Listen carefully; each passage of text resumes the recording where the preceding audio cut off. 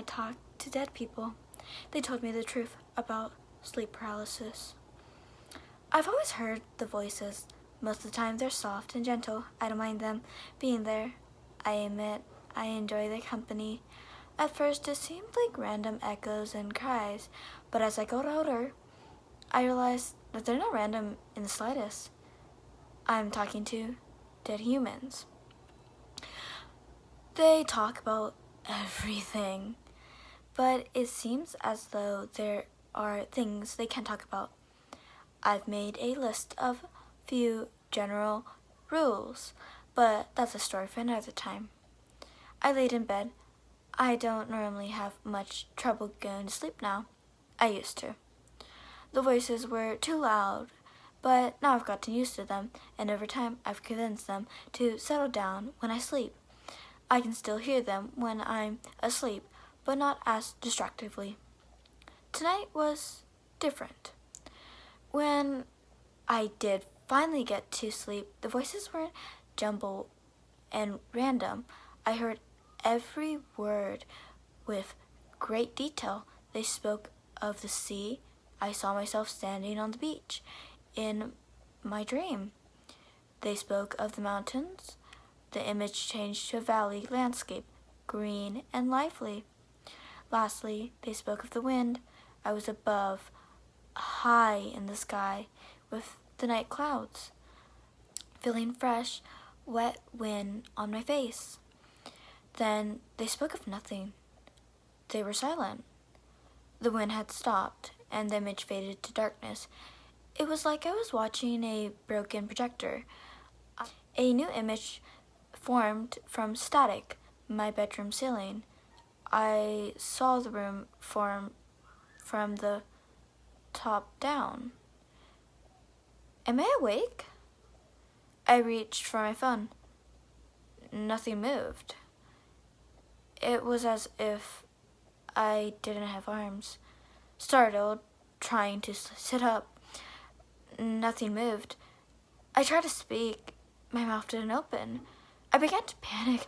I fought the force holding me back, but there was nothing to fight. My head was spinning. My body seemed to move with it. It felt like my weight was shifting in circles. Wake him up. He should stay still. It will pass. Again, they fell silent. My bedroom door opened. Don't look him in the eyes, Joey. He will leave. They never said my name before. Hearing it for the first time made me realize that into the room came a giant being. As he progressed through the room, he unfolded. His upper body covered most of the ceiling. His arms were bent backward at the elbows and dragged on the floor behind him. I closed my eyes. I tried to scream. Silence. The voices were still quiet. As crazy as it sounds, I believe they were hiding from it. I heard a loud animal noise, like an elk, but it wasn't in my ears. It was in my head. Keep it out. Don't let it in. They were panicking too. It had found them. It had yet to approach me. I opened my eyes. It was observing me as if it looked straight into my soul. I believe it did. In my head, I heard banging, like a door being forced closed while something tried to open it. It was breaking into my head, and the people were keeping it out. It let out another cry, this one much louder. It was wounded. I opened my eyes again. I saw it fumbling around my room. It was complete agony. It made its way out of my room. It was free of my head. I snapped back into reality. I reached for my phone again, this time successful. I used its light to look around the room.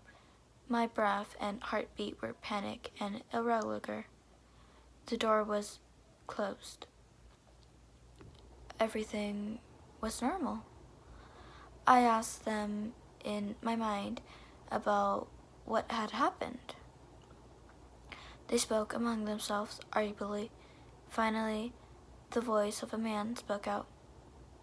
Your mind is powerful. That's why we're here.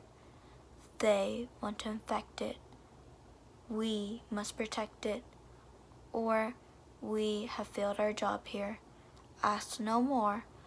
I've said too much. I asked no more.